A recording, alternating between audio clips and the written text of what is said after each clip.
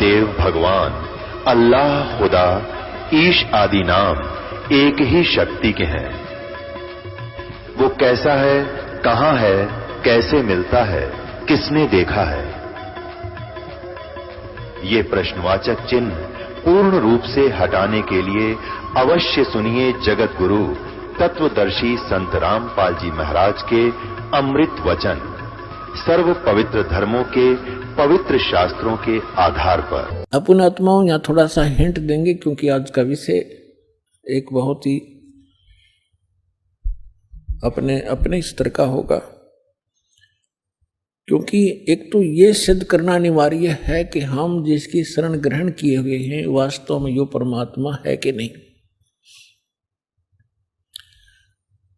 तो ये परमात्मा अपने द्वारा रची हुई सृष्टि को स्वयं ही ठीक ठीक बताता है,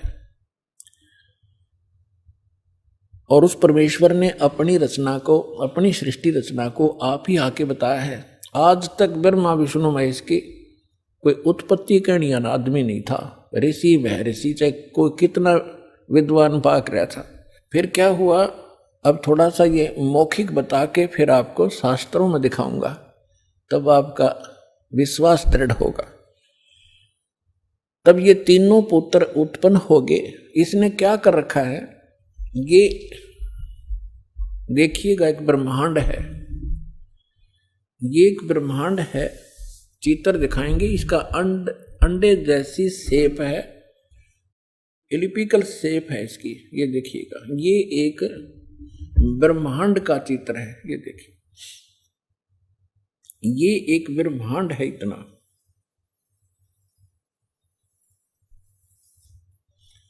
और इसमें क्या क्या स्थिति है देखिएगा।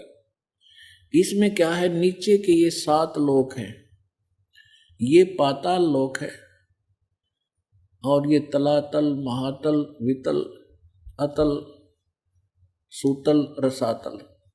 ये पाताल लोक, ये पृथ्वी लोक, और ये शिव का लोक, ब्रह्मा जी का लोक, विष्णु जी का लोक, ये कोमन स्वर्ग और नरक, और ये इंद्र का लोक, स्वर्ग के राजा का लोक। ये धर्मराय का लोक जो न्यायाधीश है, ये मानसरोवर है। ये शपथपुरी सप्तऋषियों का अलग से नगरियां हैं, ये एक एक द्वीप है।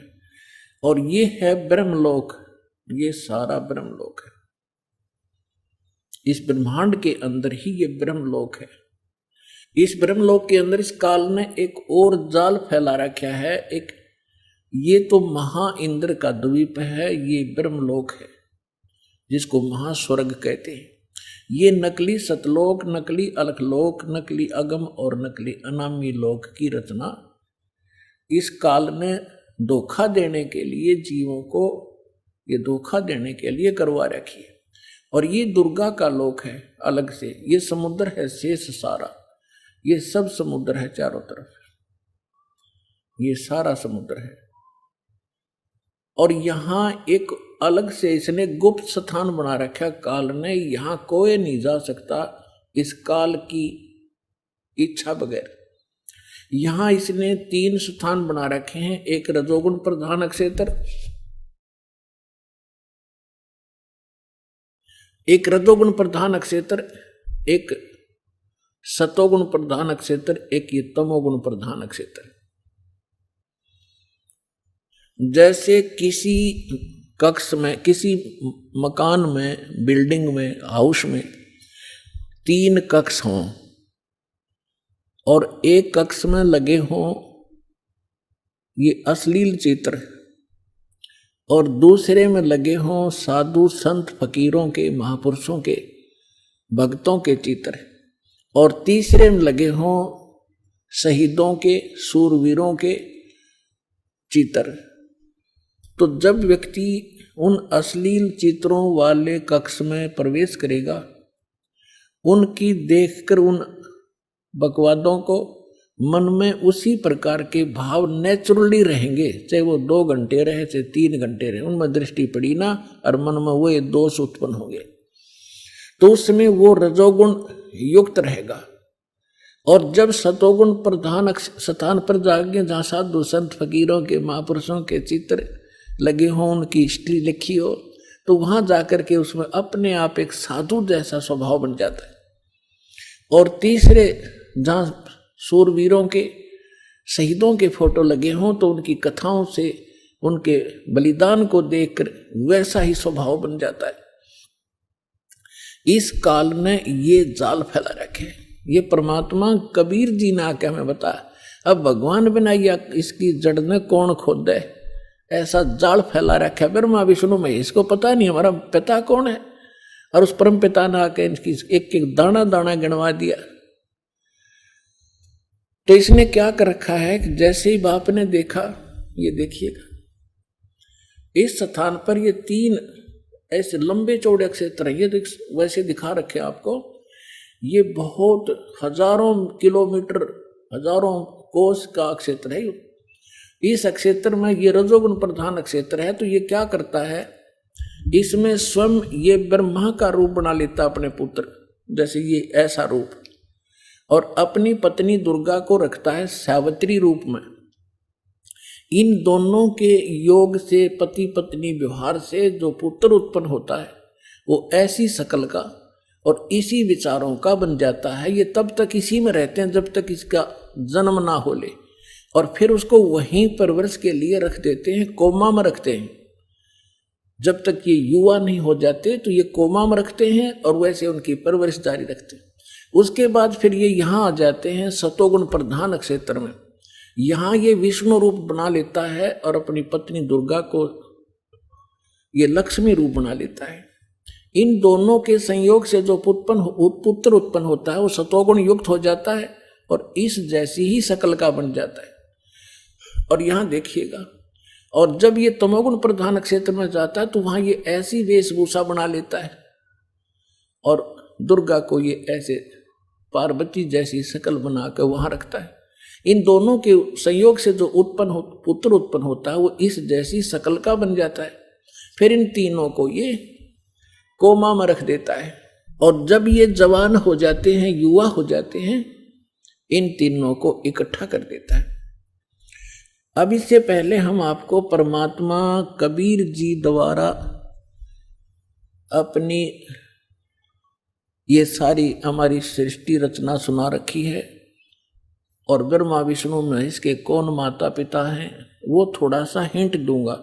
उसके बाद फिर आपको दिखाएंगे इन हमारे सदग्रंथों में, जिनको हम श्रोधार्य मानते थे, और सत्य ज्ञान युक्त पुराण, वेद, गीता, इनमें आपको रूबरू करेगा ये दास।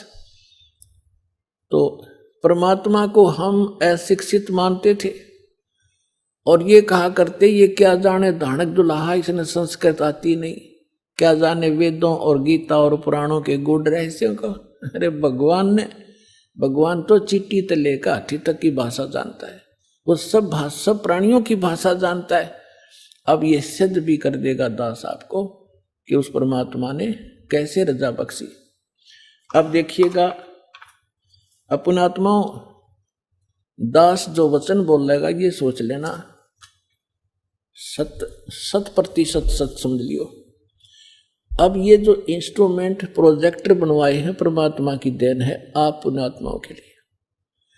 पहले ये लोग अपनी अपनी कथा सुनाया करते थे, सदग्रंथों का नाम लिया करते थे, कोरी बकवाद सुनाया करते थे, शास्त्र विरुद्ध ज्ञान देते थे, और हम इसलिए संतुष्ट रहते थे कि ये सभी विद्वान हैं, सदग्रंथों से परिचित हैं और इन्होंने ठीक ठीक सदग्रंथों को समझा होगा।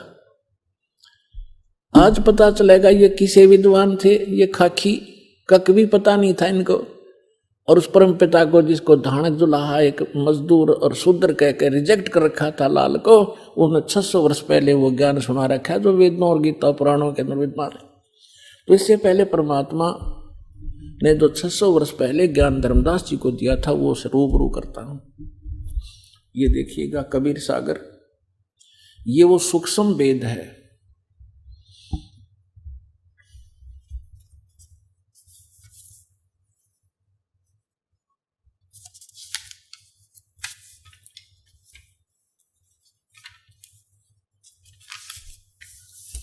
ये देखिएगा यहाँ पर, ये यहाँ से छपा है।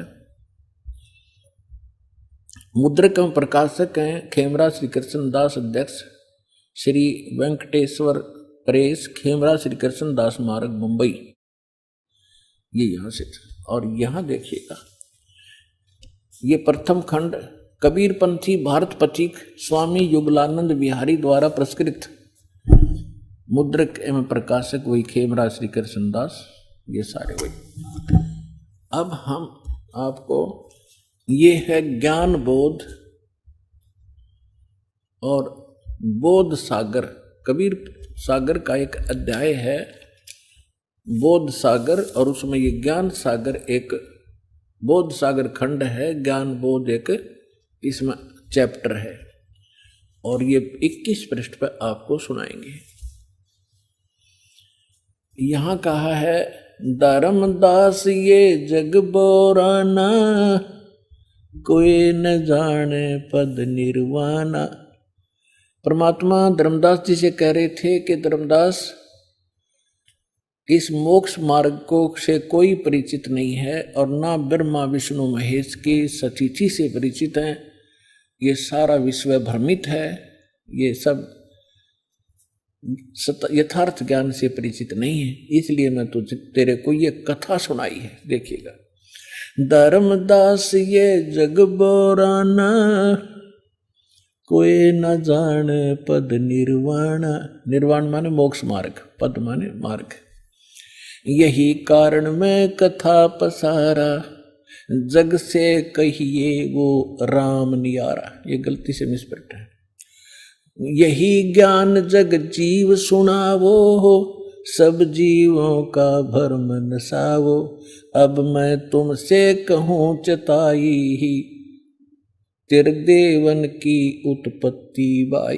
होय होय, इन तीनों देवताओं का उत्पत्ति बताता हूं तेरे को, जिनको तुम अजर अमर माना करते थे। इनके कोई माता पिता नहीं, ये सर्वेश्वर हैं, ये अजर अमर हैं।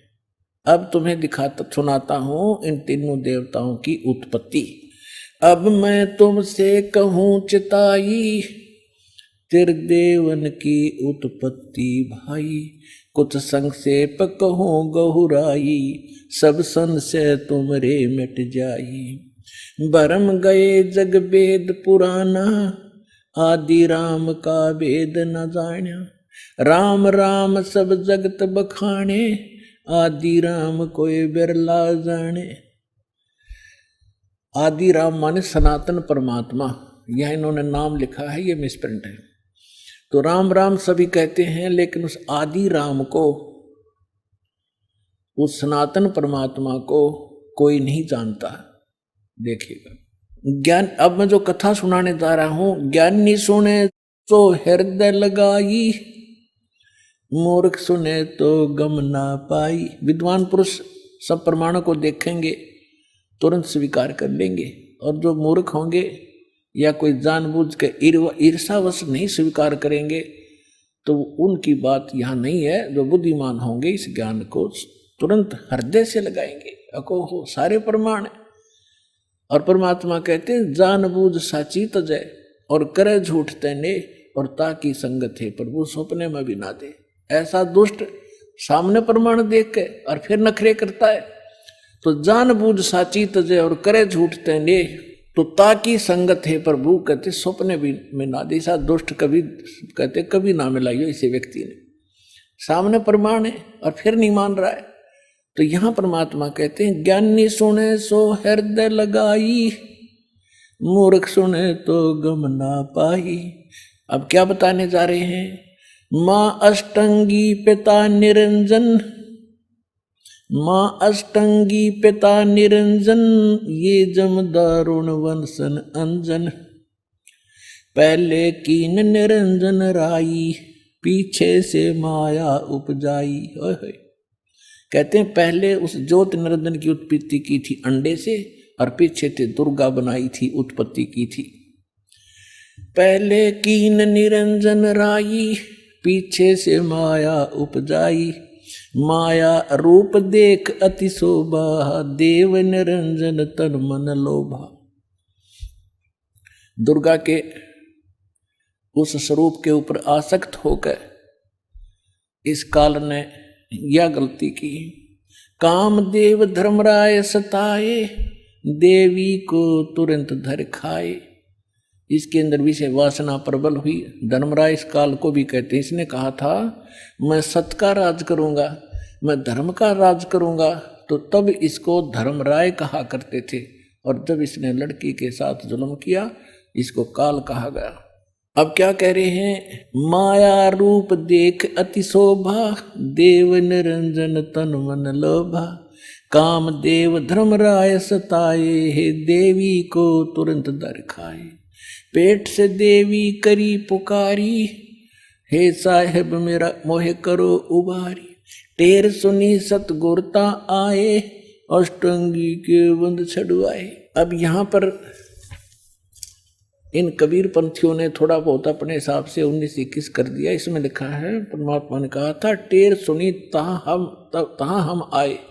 और परमात्मा ने इस मूल ज्ञान को थोड़ा छुपाना था, इसलिए इन्होंने कबीर पंथियों के समझ में नहीं आई। ये कबीर जी को तो सतगुरु मानते हैं और सतपुरुष को निराकार बताते हैं, इन दोनों को अलग अलग मानते हैं, तो इनको ज्ञान नहीं था। अब क्या कहते हैं? धर्मराय को हिकमत की ना, इस काल ने नखरेखा से भग कर लीना। दुर्गा को नाखनों की से द्वारा स्त्री इंद्री लगाई। धर्मराय करे भोग विलासा, माया को रही तब आशा। यानी अष्टंगी प्रेग्नेंट हुई। 3 पुत्र अष्टंगी जाए माने उत्पन्न किए, और ब्रह्मा विष्णु शिव नाम धराए। ओए होए 3 पुत्र अष्टंगी जाए, ब्रह्मा विष्णु शिव नाम धराए। 3 देव विस्तार चलावे, इनमें ये जग धोखा खावे। पुरुष गम कैसे कोई पावे, काल निरंजन जग भरमावे। पुरुष माने परमात्मा, सतपुरुष की गम माने उसकी जानकारी कैसे कोई पावे। ये काल सबको भ्रमित रखता है अज्ञान के द्वारा। पुरुष गम कैसे कोई पावे, काल निरंजन जग भरमावे। 3 लोक अपने सुत दीना, सुन निरंजन वासा लीना। 3 लोक अपने पुत्रों को देके सुन में ये स्वयं वास करता है। अलख निरंजन सुन ठिकाना, ब्रह्मा विष्णु शिव भेद न जाना। 3 देव सो उसको धावे, निरंजन का वे पार न पावे। अलख निरंजन बड़ा बटपारा, 3 लोक जीव करे आहारा। ब्रह्मा विष्णु शिव नहीं बचाए, सकल खाए पुन दूर उड़ाए। 3 के सुत हैं तीनों देवा, अंदर जीव करते हैं सेवा। ओए होए अपनात्माओं, परमात्मा कहते हैं ये तत्व ज्ञानहीन अंधे प्राणी इस काल के पुत्रों ब्रह्मा विष्णु में इसकी पूजा करते हैं। 3 के सुत हैं ये तीनों देवा, ये अंदर जीव करते हैं सेवा। इस काल के पुत्रों को अजरो अमर जान के इन्हीं पर आश्रित रहे। और परमात्मा कहा करते 3 देव की जो करते भक्ति, उनकी कदे ना होवे मुक्ति। तो उस समय इतना विरोध हुआ था भगवान का, परमात्मा के साथ जो सितम ढाए थे दुष्टों ने। आज कलेजा मोह को आजाद, वो कथा कभी कभी सुनाएंगे आपको रह कर। पहले दास चाहता है कि आपको ज्ञान से परिपूर्ण करे, फिर उसके बाद आप सारी बातों को जो भी दास मुख से बोलेगा सारी सच्ची मानोगे और वो सत्य ही होंगी। 3 के सुत हैं तीनों देवा, ये अंदर जीव करते हैं सेवा। सेवा माने पूजा। इनके 3 यानी उन दोनों के, काल और दुर्गा के पुत्र हैं ये तीनों देव, और ये तत्व ज्ञानहीन प्राणी इनकी पूजा करते हैं। अकाल पुरुष का हो नहीं चीन्या, काल पाए सभी गए लीन्या। 3 देव और असुर अवतारा, ताको बजय सकल संसारा। ब्रह्मा विष्णु महेश और इन्हीं के अवतार राम और कृष्ण को ये सारा संसार उन्हीं को भजता है, उन्हीं की पूजा करता है। 3 गुणों का यह विस्तारा, धर्मदास में कहूँ पुकारा। गुण तीनों की भक्ति में ये भूल पड़ो संसार, कहे कबीर निज नाम बिन कैसे उतर पार। अपने आत्माओं, परमात्मा ने एक वचन इसमें बोला है, गुण तीनों की भक्ति में ये भूल पड़ो संसार, कहे कबीर निज नाम बिन कैसे उतरो पार। ये तीन गुण क्या है? ये तीन गुण कौन है? रजगुण ब्रह्मा, सतगुण विष्णु, तमगुण शिव जी। और इसको परमात्मा को, कबीर साहब को अशिक्षित कहा करते, शूद्र कहा करते। ये धानक, ये जुलाहा क्या जाने सदग्रंथों के गूढ़ रहस्यों को। और परमात्मा ने वो अमृत वचन बोल रखे हैं, इतने गूढ़ शब्द बोल रखे हैं, ये नकली नहीं समझ सके उस परमात्मा के गूढ़ रहस्यों को। और परमात्मा सारे गूढ़ रहस्यों से परिचित थे।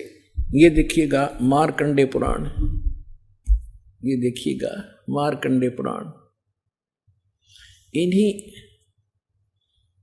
और गीता प्रेस गोरखपुर तो ऐसा है समझ लो जो ऑथेंटिक रिकॉर्ड हिंदू धर्म के लिए। ये मार्कंडे पुराण सचित्र मोटा टाइप, केवल हिंदी, गीता प्रेस गोरखपुर से प्रकाशित है। इसके 123 पृष्ठ पर ले चलते हैं आपको। 122 तो यहां पर है संक्षिप्त मार्कंडे पुराण, यहां से शुरू होता है। मार्कंडे जी कह रहे हैं, मार्कंडे जी बोले, मुने, हम यहां जाते हैं इसके कति सामने। रजोगुण प्रधान, रजोगुण प्रधान ब्रह्मा और तमोगुण प्रधान रुद्र और सत्व प्रधान विश्वपालक विष्णु हैं। यही तीन देवता हैं और यही तीन गुण हैं। और थोड़ा सा पक्का कर दूं, ये देखिएगा, ये है श्रीमद् देवी भागवत हिंदी टीका सहित भाग 1। ये कहां से? इसमें संस्कृत भी साथ है और ये सबसे बड़ा काम इसमें ये है, संस्कृत भी साथ है, हिंदी अनुवाद भी है। अथ श्री देवी भागवतम सभाष्टिकम समाटम, खेमरा श्री कृष्णदास प्रकाशन, मुंबई। ये इसका 3रा स्कंद है। ये है अथ श्री मद देवी भागवते भाषा टीका युक्ते 3 स्कंध है प्रारंभते, 3रा स्कंद शुरू होता है। ये 11 पृष्ठ है और ये 5वां अध्याय है। इसका 8वां श्लोक है। भगवान शंकर अपनी माता दुर्गा से कह रहे, हे माता, यदि हमारे ऊपर सदा आप दया युक्त हो तो हमको यानी मुझे तमोगुण किस प्रकार में प्रदान किया है और ब्रह्मा रजोगुण और हरि सतोगुण युक्त किए हैं। इस हमें क्यों युक्त किए हैं? अब यहां संस्कृत भी देखेंगे। यदि दया धर्मना, ये 7वां समाप्त हुआ, 8वां प्रारंभ होता है। यदि दया धर्मना न सदा अंबिके कथम अहम विहित है। मैं क्यों बना दिया तमोगुण, मुझे तमोगुण क्यों बना दिया? और कमल से उत्पन्न होने वाले ब्रह्मा को रजोगुण संभव क्यों उत्पन्न कर दिया? और सुविता क्यों किमु सतोगुणो हरि, और विष्णु जी को आपने सतोगुण क्यों बना दिया? इति सिद्धम रजगुण ब्रह्मा सतगुण विष्णु तमगुण शिव जी है। अभी तो आपको परमेश्वर कबीर साहब की वाणी से प्रमाणित किया और फिर परमेश्वर ने अपने से परिचित कराया था आदरणीय गरीबदास साहब जी को। तो उस परमेश्वर की प्यारी आत्मा गरीबदास जी ने परमात्मा से प्राप्त ज्ञान को किस प्रकार सुनाया। देखिए क्या बताते हैं। ब्रह्मा विष्णु महेश्वर माया और धर्मराया कहिए, इन पांचों मिल पर पंच बनाया, वाणी हमरी लहिए। अब गरीबदास जी कहते हैं कि ब्रह्मा विष्णु, जैसे गीता अध्याय नंबर 14 के और श्लोक नंबर 3 से लेकर 5 में स्पष्ट किया है। 5 में विशेषकर कहा है कि अर्जुन, इस माया से उत्पन्न तीनों गुण, दुर्गा से उत्पन्न रजगुण ब्रह्मा सतगुण विष्णु तमगुण शिव जी, ये जीव को यहां कर्मों के बंधन में बांधे रखते हैं। ये इनको फंसाने के मूल कारण है। ये देखिएगा, अब आपको श्रीमद् भगवत गीता से प्रमाणित करते हैं ब्रह्मा विष्णु महेश की उत्पत्ति। ये श्रीमद् भगवत गीता और गीता प्रेस गोरखपुर से प्रकाशित है। जयदयाल गोविंद का इसके अनुवादक हैं। ये अध्याय नंबर 14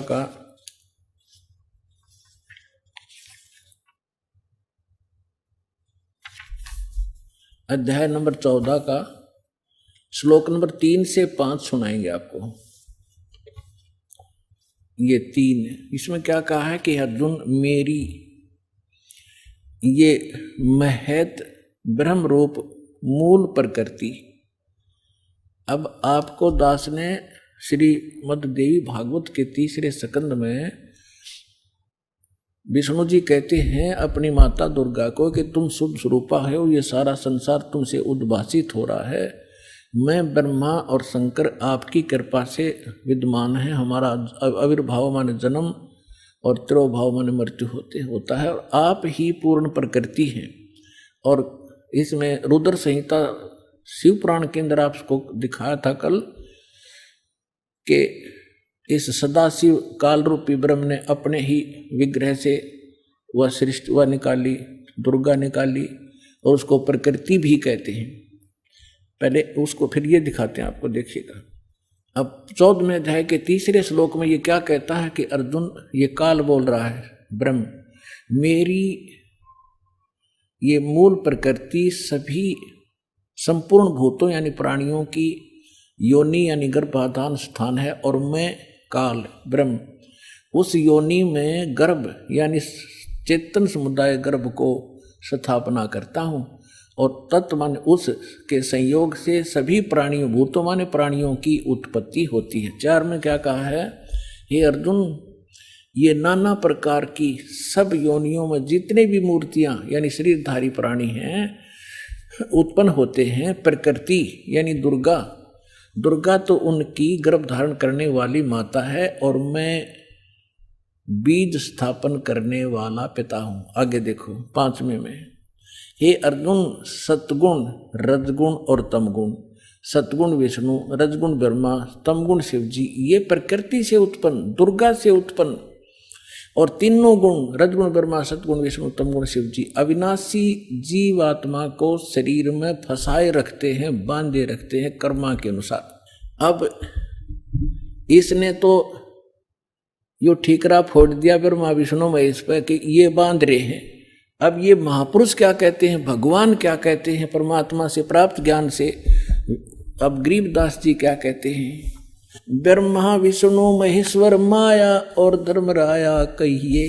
है क्या कह रहे हैं कि ब्रह्मा विष्णु अकेले दोषी नहीं हैं, ये धर्मराय माने काल और या दुर्गा, ये इन पांचों ने मिलकर तुम्हें फंसा रखा है। अकेले इसने ब्रह्मा विष्णु महेश दोषी बना दिए।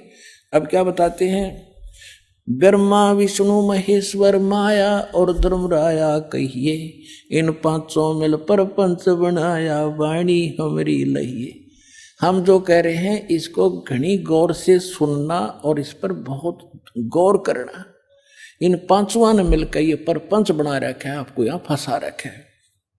ये है खोखापुर की बाजी, बिष्ट बखुंट दगासी साची, ये कृत्रिम जीव भुलाने बाई, निज घर की तो खबर न पाई। अपने निज घर का तो ये पता भी नहीं लगने देता, ऐसा जालिम है ये काल। 1.25 लाख उपजे नित हंसा और 1 लाख विन से नित अंसा। 1.25 लाख उत्पन्न करता है और 1 लाख को रोज खाता है। उत्पत्ति खपती अप्रलय फेरी, हर्ष शोक जोरा जम जेरी।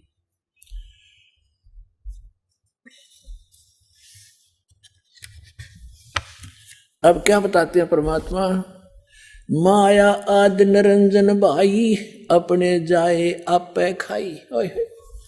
अपने आत्माओं, आप जब इस ज्ञान से परिचित होगे आपकी आत्मा गदगद हो जाएगी। और तेरा गजब हो, कहाँ फंस रहे थे, और क्या हम ज्ञान लिए बैठे थे। अब क्या बता रहे महापुरुष, माया आदि निरंजन भाई, ये अपने जाए आप पे खाई। ज्योत निरंजन और ये दुर्गा आप पे पैदा करते हैं और आप पे खावे सारा ने। अब दुर्गा खाती नहीं, इसका सहयोग दे रही है। अब इसके विवश होगी, अपने पाप कर्मों के कारण हम इसके पराधीन हो गए। और इसने दुर्गा को इतना डरा रखा है कि तू मेरा भेद किसी को नहीं बतावेगी, नहीं तो तेरी खैर नहीं है। इसने इस डर के कारण ब्रह्मा विष्णु महेश को भी काल का जिक्र नहीं कर रखा। ये तो परमात्मा ना का भांडा फोड़ा इसको बेनकाब किया। ये के सांग है, क्या है यो, इसने भगवान मान रहे थे। तुम सुन शिखर में धर्म अन्यायी, ओए होए, सुन शिखर में यो धर्म काल अन्यायी, और जिन शक्ति डायन मैल पठाई। काल ने कहा था कि दुर्गा मेरा भेद किसी को मत देना। मैं आज से प्रतिज्ञा करता हूं कि मैं अपने वास्तविक रूप में किसी के समक्ष नहीं आऊंगा, और तू मेरा भेद नहीं देना और सारे ब्रह्मांड का तू संचालन करना। तब इसने कहा था कि एक तरफ तो मैं औरत इतने बड़े विभाग को कैसे संभालूंगी, आप क्यों ऐसा जुल्म कर रहे हो, आप मेरे साथ भी नहीं रह रहे हो। तब इसने कहा था कि मैं काम तो सारे मैं करूंगा, तुझे निमित्त बनाऊंगा, गुप्त रूप से मैं सब काम करूंगा, तू चिंता मत करना। तो क्या कहते हैं, सुन शिखर में धर्म अन्यायी, ये काल अन्यायी, जिन शक्ति डायन मैल पठाई। अब दुर्गा को कहते हैं इसने भी इसका सहयोग दे दिया, विवश होकर के इसको ये नीचे भेजती। लाख गरा से नित उठ दूती, ये माया आद तकत की कूती। 1.25 लाख घड़ियां नित भांडे, हंसा उत्पत्ति पर ले डंडे। 1.25 लाख तो पैदा करते हैं डेली, और 1 लाख को मार देते हैं। कहते हैं ये हंसा, ये सब जीवात्मा, प्यारी आत्मा भगवान की जन्म और मरण के इस दंड से दंडित कर रखे। 1.25 लाख घड़ियां नित भांडे, इस शरीर को भांडा बोला है, बर्तन बोला है, इसको चोला भी कहते हैं इसको। तो कहते हैं ये 1.25 लाख ये बर्तन, ये हंस शरीर बनाए जाते मानव के डेली, और 1.25 लाख मारे जाते हैं। 1.25 लाख घड़ियां नित भांडे, हंसा उत्पत्ति पर ले डांडे। ये तीनों चेला बटपारी, सर्जे पुरुषा सर्जी नारी। ये खोखापुर में जीव भुलाने, स्वप्न विष्ट बैकुंठ बनाए। खोखापुर में जीव भुलाए, स्वप्न विष्ट बैकुंठ बनाए। ये है अरहट का कुआ लोई, या गढ़बंजा है सब कोई। कीड़ी कुंजर और अवतारा, हरहट डोर बंधे कई बारा। ये कोटिक करता फिरता देखा, हरहट डोर कहूँ सुन देखा। ये चतुर्भुजी भगवान कहावे, हरहट डोर बंधे सब आवे। अब यहाँ क्या बताना चाहा है आदरणीय गरीबदास साहिब जी ने परमात्मा से,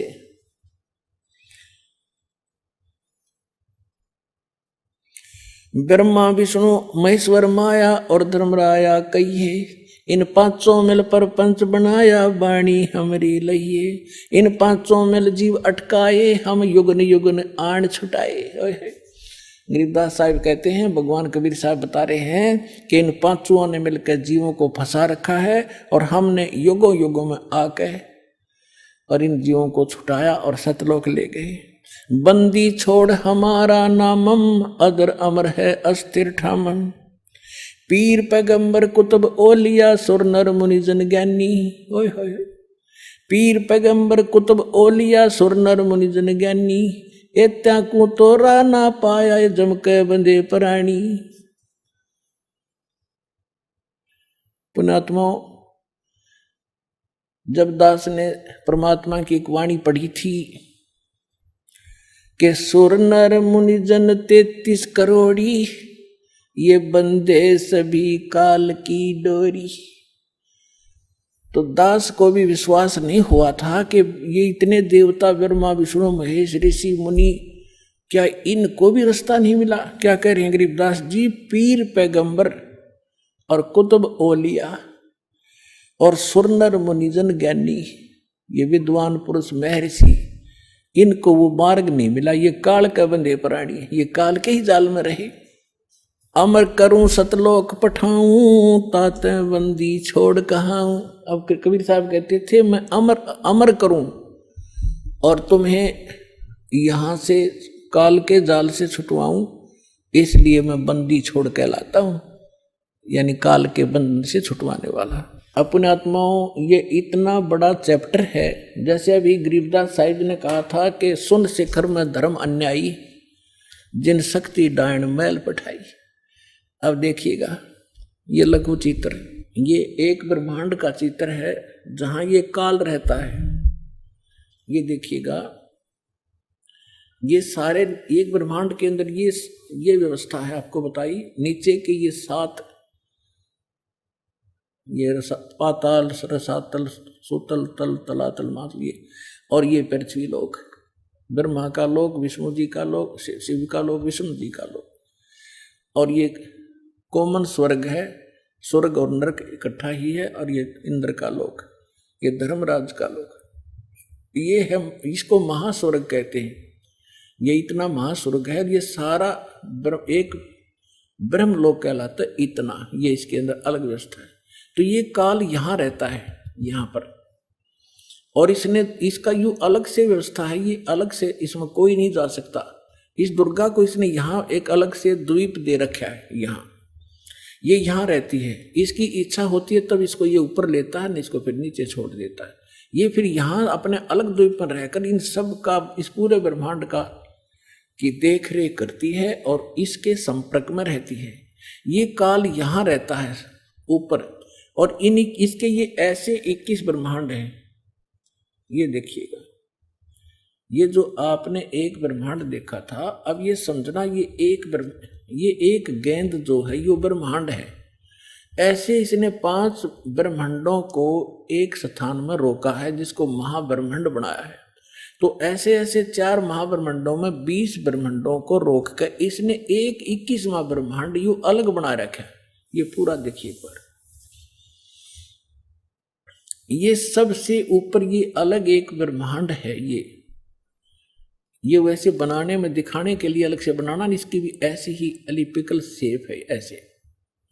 तो इसने यहाँ नकली यहाँ एक अलग से ब्लॉक है, यहाँ पर ये लॉक लगा रखा है। प्रत्येक इस सर्कल से निकलने की प्रत्येक भौर गुफा है, प्रत्येक में। इस एक ब्रह्मांड से निकलने की भी भौर गुफा है, इस फिर महाब्रह्मांड से निकलने की भी भौर गुफा है, और इस सारे से निकल कर इसमें प्रवेश करने की प्रत्येक में भौर गुफा है। जब हम सतलोक में जाएंगे और 7 संग ब्रह्मांड अक्षर पुरुष के पार करेंगे, वहां भी लास्ट में एक भौर गुफा आएगी। इस काल ने उसकी तकरीबन नकल कर रखी। तो ये यहाँ बैठा है शिखर शून्य में सबसे ऊपर। तो यहाँ इसने नकली अलग सतलोक, नकली अलग लोक, अगम और नामी लोक नकली बना रखे जीव को भ्रमित करने के लिए। और यहाँ एक अच्छी आत्माओं में से 12 आत्माएं ऐसा सेफ रखता है, उनको कलयुग में भेजता है दूत बनाकर इस नकली ज्ञान को फैलाने के लिए। जैसे दास ने आज के सत्संग में सुनाया था सुबह कि जो पुण्यात्माएं भक्ति करके मर्यादा में रहकर चली जाएंगी वो तो गई सतलोक में, जो रह जाएंगी फिर काल उन अपना दुरुपयोग करेगा उन अच्छी आत्माओं के। पुण्य तो वो इस समय के होंगे, अच्छी भक्ति से युक्त चारित्र तो वो अब होंगे, और फिर सारी उम्र असंख्य जन्मों तक वो अपने कर्म फोड़ेंगे, उस पुण्य को ही खत्म करेंगे। तो ये 12 अचिंत भक्तों को ये वहां रखता है। अब कलयुग जब आया, इसने ये 12 दूत भेज दिए और उन्हीं को फिर से आगे भेजता रहता है। इनकी इतनी कमाई है, जैसे आप देख रहे हो यो जय धन धन सतगुरु सच्चा सौदा सिरसा वाला, आज एक चीफ मिनिस्टर से भी ज्यादा सुविधाएं प्राप्त है जिसको, और इसने कख का पता नहीं, कोई भक्ति नहीं, ये पूर्व जन्म का बहुत संस्कारी प्राणी था और इसने इस काल ने भेज दिया ने। अब ये सारी उम्र खोटे खोदेगा, कति भक्ति नहीं इसके पास, और फिर भी इसके ठाठ रहेंगे, और लास्ट में इसको ऐसी बुरी मौत मारेगा, ऐसी दुर्गति होगी ऐसे व्यक्तियों की, आगे चल के ना जाने कौन सी योनि में डाल देगा। तो ये इसने ये 12 भक्त अच्छी आत्माएं वहां सेलेक्ट रखता है प्रत्येक उसमें, और फिर इनको जैसे ये 12 यहाँ भेजे, उनको रह रहकर फिर जैसे राधा स्वामी शिवदयाल जी जो थे ये अच्छी आत्माओं में थे। उसके बाद फिर ये बाबा जयमल सिंह जैसे, सावन सिंह जैसे, फिर ये बलोचिस्तानी सामस्ताना जैसे, और ये अब सच्चा सौदा सिरसा वाले जैसे, ये सारी पुण्यात्माएं थी। इनके पूर्व जन्म के पुण्य संग्रहित हैं और ये सारी उम्र कति भक्ति तो है नहीं इनके पास, करेंगे खा खिए और फिर भी ये सुखी दिखाई देंगे। और सारी इनके वचन में भी थोड़ी बहुत पावर होगी, लोग इससे प्रभावित भी रहेंगे फंसाए रखने के लिए। तो ऐसे ये 12 यहाँ देखना, ये फिर इसने 12 अचिंत भक्तों का निवास स्थान ये अलग बना रखे और ये यहाँ रहता है। यहाँ एक तपतशिला है, इस तपतशिला पे 1 लाख मानव शरीरधारी प्राणियों को के सूक्ष्म शरीरों को भूनता है और यहाँ इसका निज स्थान है। ये सुराख है आगे उस अक्षर पुरुष के लोक में जाने का। ये देखिएगा, ये यहाँ अब ये वो 21 ब्रह्मांड हैं ये वाले, बस इतने और इससे निकलकर इसमें से ये 7 संग ब्रह्मांड है। ये सरपुरुष के 21, ये 7 संग ब्रह्मांड हैं अक्षर पुरुष के, परब्रह्म जिसे कहते हैं, ये वाले इतना बड़ा। तो इसमें यहाँ ये 21वां ब्रह्मांड इसका, इसमें से आगे जाने का रास्ता है जो सतलोक को जाता है। अब ये बड़े वाला लेंगे हम।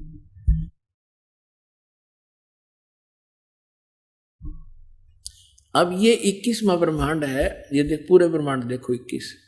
तो अब ये यहाँ बैठा है, इस यहाँ एक रास्ता है, ये 11वां द्वार है, ये 11वां द्वार, और इस 11वें द्वार को इसने स्वयं रोक रखा। यहाँ बैठा है ये, कोई भी प्राणी यहाँ से नहीं जा सकता। यहाँ से वही जा सकता है जिसको कबीर परमेश्वर लेकर जाएंगे, और परमात्मा के वहां जाते ही काल का उस द्वार को स्वयं रोके बैठा है। जब वहां यहाँ से हम जाएंगे भक्ति इस भगवान के मंत्र के आधार से, तो इसका सिर झुक जाता है ऐसे अपने आप, और इसके सिर पे पैर रख के, और तब हम इस अक्षर पुरुष के लोक में प्रवेश करते हैं। यहाँ काल ने ये वो 11वां द्वार है, और वो ये अब यहाँ लेंगे हम पूरे ब्रह्मांड। ये 21 ब्रह्मांड काल के हैं, ब्रह्म के, और ये है 11वां द्वार। इसमें प्रवेश किए ये अक्षर पुरुष के 7 शंख ब्रह्मांड है, ये छोटे छोटे 7 शंख ब्रह्मांड, और ये है वो 12वां द्वार। ये है 12वां द्वार, इससे प्रवेश पार करके तब हम यहाँ सतलोक में परमात्मा के चरणों में पहुंचेंगे। और ये असंख्य ब्रह्मांड है, ये परमात्मा के असंख्य। ये तो थोड़ा सा क्षेत्र रह जाता है इनका, ये इतना का क्षेत्र है बस, सरपुरुष और अक्षर पुरुष का दोनों का मिला के। और ये असंख्य ब्रह्मांड का ये मालिक, ये पूर्ण ब्रह्म सत्य पुरुष है। तो ये 12वां द्वार पार करके हम सतलोक में प्रवेश करेंगे। अब आपने देखा, परमात्मा ने बताया कि इस ब्रह्मा विष्णु महेश की उत्पत्ति कैसे हुई, और अब थोड़ा सा हिंट इन पुराणों से देना पड़ेगा ताकि आपका विश्वास दृढ़ हो। पुण्यात्माओं, यदि इस जीवन में आपको कोई विशेष काम है तो ये है परमात्मा को समझना, जानना और मोक्ष प्राप्त कराना। जब भगवान आपको मिल गया, सत्साधना आप करते हैं, तो आपके जो भौतिक लाभ हैं वो तो ना चाहते हुए भी आपको मिलेंगे। परमात्मा आपको सारे सुख भी देगा आपको भक्ति कराने के लिए। जैसे हम अपने बच्चों को शिक्षा ग्रहण कराने के लिए कितनी सुविधा देते हैं, स्वयं हम मजदूरी करते हैं और बच्चों को बढ़िया ड्रेस देते हैं, उनको गाड़ियों में भेजते हैं, और 15-20 वर्ष तक बच्चे तुम पढ़ो और अपना कल्याण कराओ। तो ये परमात्मा ने आपको ये ड्रेस जो दी है मनुष्य की, ये विद्यार्थी को, आप विद्यार्थी हैं, और जब आप सही विद्या ग्रहण करोगे, परमात्मा अनुकूल चलोगे, तो आपको सारी सुविधा ऑटोमेटिकली मिलेंगी। आपके घर में सुख, आपके शरीर में सुख, आपके सब संकटों का निवारण करेगा भगवान, तभी आप भक्ति कर सकोगे। तो इसके लिए आपने अच्छा समय निकालना पड़ेगा। ये देखिएगा, ये श्री शिव पुराण सचित्र मोटा टाइप, केवल हिंदी, गीता प्रेस गोरखपुर से प्रकाशित है। इसके कौन है संपादक? हनुमान प्रसाद पोदार।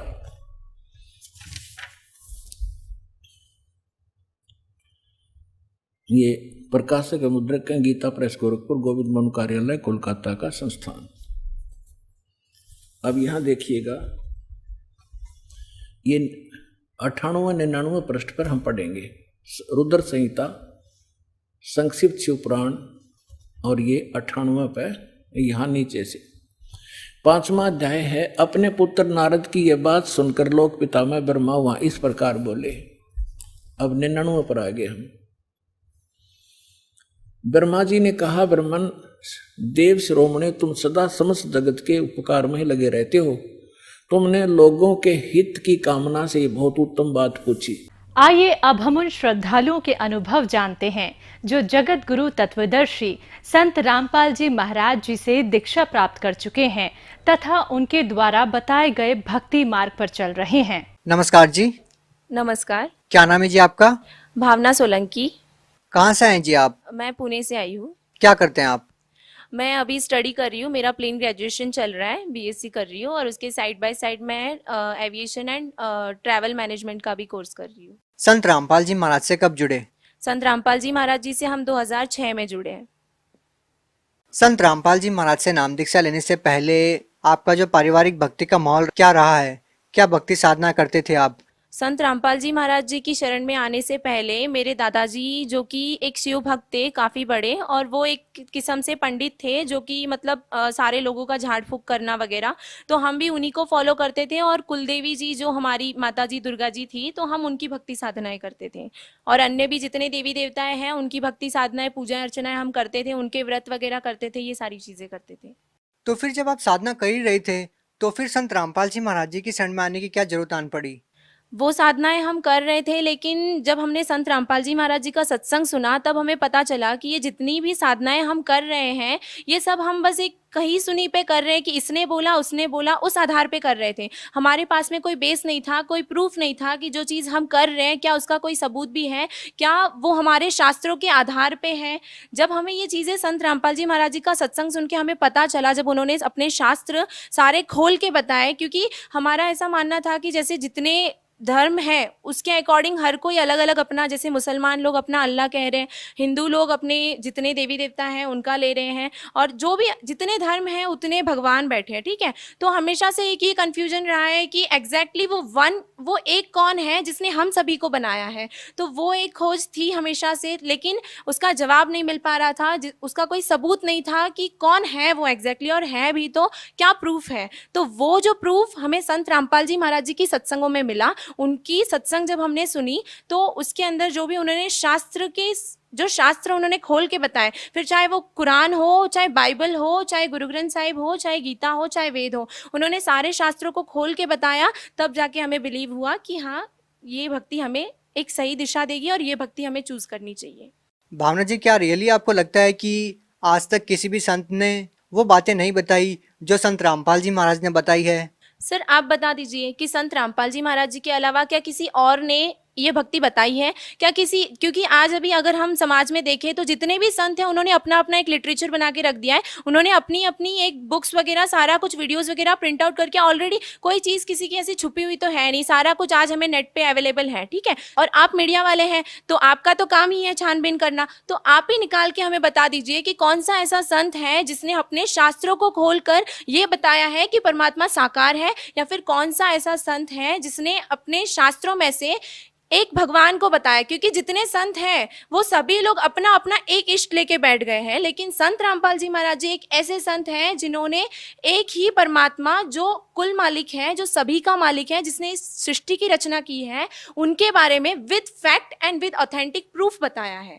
भावना जी, काफी लंबा अरसा हो गया है आपको संत रामपाल जी महाराज जी से नाम लिए हुए। हम आपसे जानना चाहेंगे कि संत रामपाल जी महाराज जी से नाम दीक्षा लेने के बाद आपको क्या क्या लाभ मिले?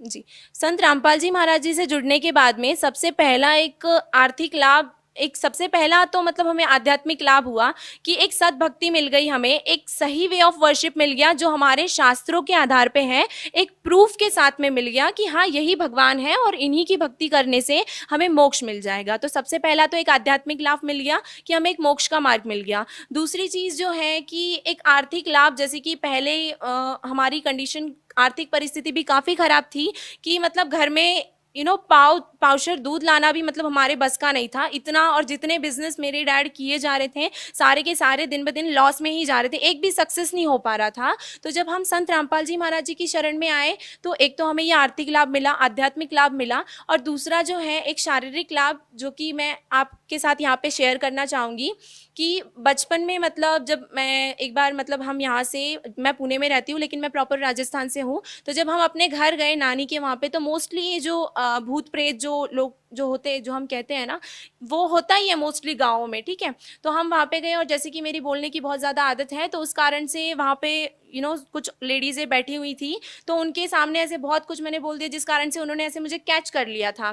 तो वो राइट फ्रॉम चाइल्डहुड मेरे साथ में आ रहा था, बचपन से ही आ रहा था। जैसे कि मेरी फिर वो मतलब रात में जब मैं सो रही होती थी तो वो आके मेरी मम्मा को परेशान करते थे कि मुझे दूध पिलाओ, ये करो, नहीं तो मैं आपकी बेटी को मार डालूंगी, ऐसा ऐसा, मतलब काफ़ी सारी चीज़ें मम्मी ने फेस की है।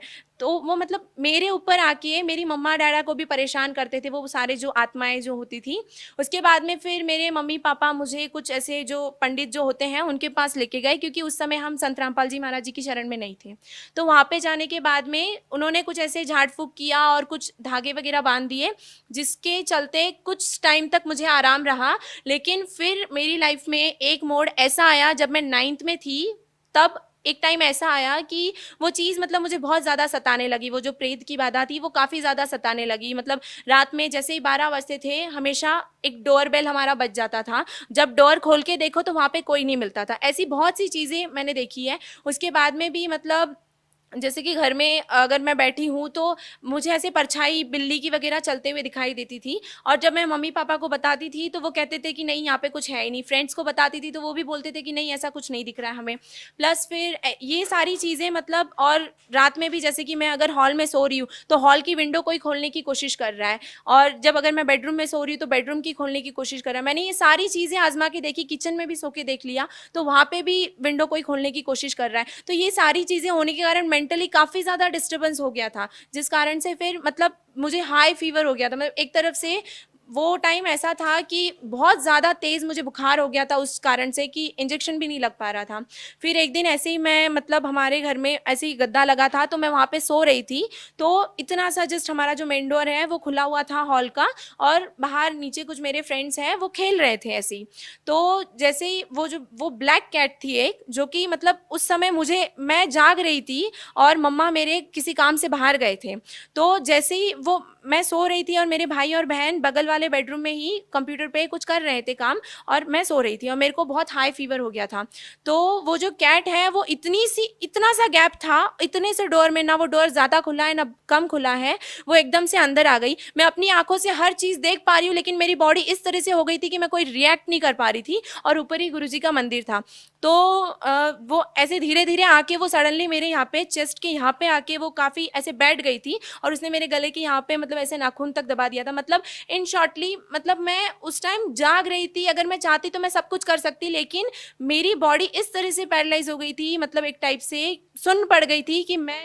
भावना जी, ये जो आपके साथ हैपनिंग हो रही थी, जिस तरह से आप बता रहे हैं कि भूत प्रेत की एक ऐसी समस्या थी आपके साथ, चाहते हुए भी आप एक नॉर्मल जिंदगी नहीं जी पा रहे थे, तो जो ये सारी समस्याएं हैं वो कैसे ठीक हुई? हाँ, तो ये फिर संत रामपाल जी महाराज जी की शरण में हम थे उस समय।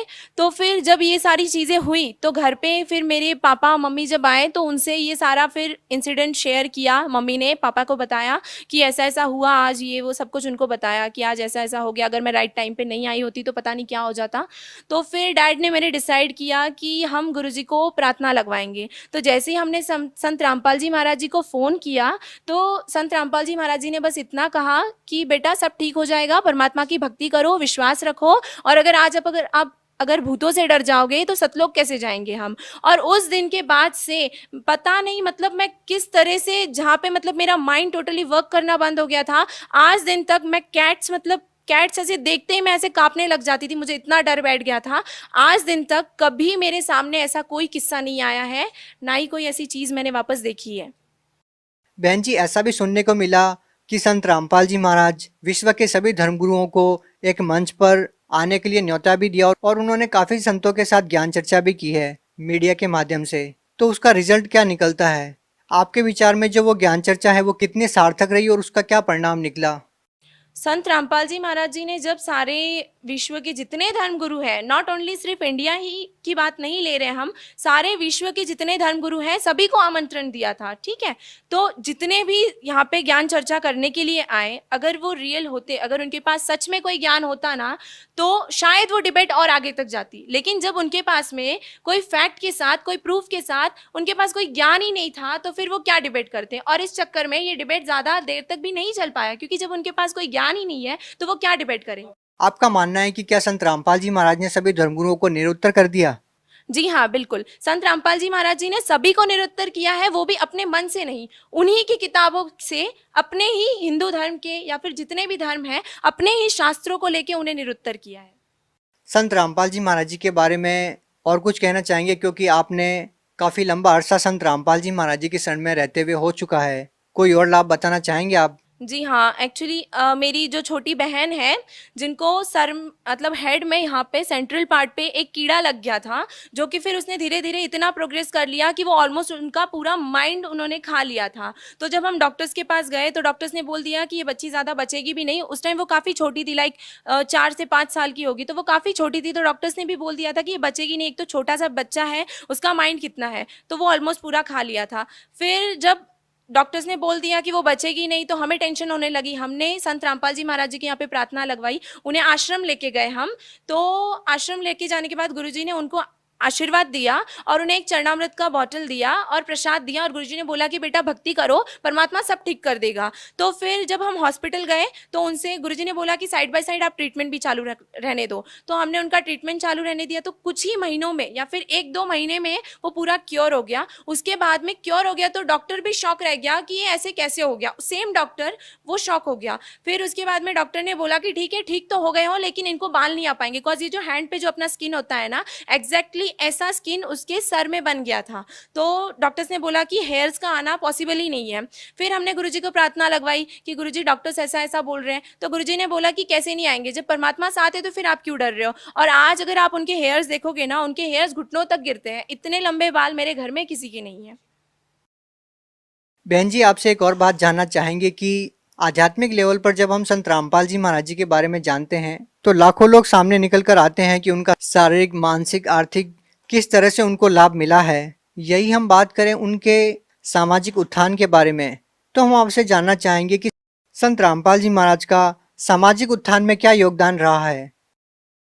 संत रामपाल जी महाराज जी के सामाजिक उत्थान के बारे में अगर बात करें तो सबसे पहले तो मैं उनका बहुत बड़ा धन्यवाद करना चाहूँगी कि उन्होंने ये जो दहेज प्रथा के लिए जो रूल निकाला है या फिर ये जो मुहिम निकाली है कि दहेज ना लेना है ना देना है, इसके लिए मैं बहुत ही ज़्यादा आभार प्रकट करना चाहूँगी। क्योंकि इस मुहिम के कारण आज लाखों बच्चे, लाखों बेटियाँ सुख से रह पा रही है, या फिर उनके पिता सुख से हैं, उनके माता पिता सुख से हैं। क्योंकि आज समाज में अगर दहेज के लिए देखा जाए तो लाखों लोग इस दहेज की नाम की इस प्रथा से पीड़ित है। क्योंकि हर दूसरे घर में एक बेटी है जिसकी शादी उनके माँ बाप को करनी पड़ती है, और उसके साथ आज के इस समाज के इस दौर के हिसाब से बहुत बड़ी मात्रा में उन्हें दहेज इकट्ठा करना पड़ता है, जिसके कारण बहुत से बाप आज परेशान है। दूसरी चीज़ें ये हैं कि जो नशा मुक्ति का ये भी जो एक मुहिम संत रामपाल जी महाराज जी ने चलाई है, बहुत अच्छी, इसके लिए भी एक बहुत बड़ा थैंक्स उन्हें देना चाहती हूँ। क्योंकि आज के समाज में देखोगे ना तो हर दूसरा इंसान नशा कर रहा है, नशे का शिकार बन रहा है। हर दूसरा इंसान, किसी को कोई स्ट्रेस आ गया तो वो इंसान नशा कर रहा है। लेकिन संत रामपाल जी महाराज जी की शरण में आकर ये जो नशा मुक्ति की जो मुहिम है, ये काफ़ी ज़्यादा लाभदायक है। धन्यवाद। धन्यवाद।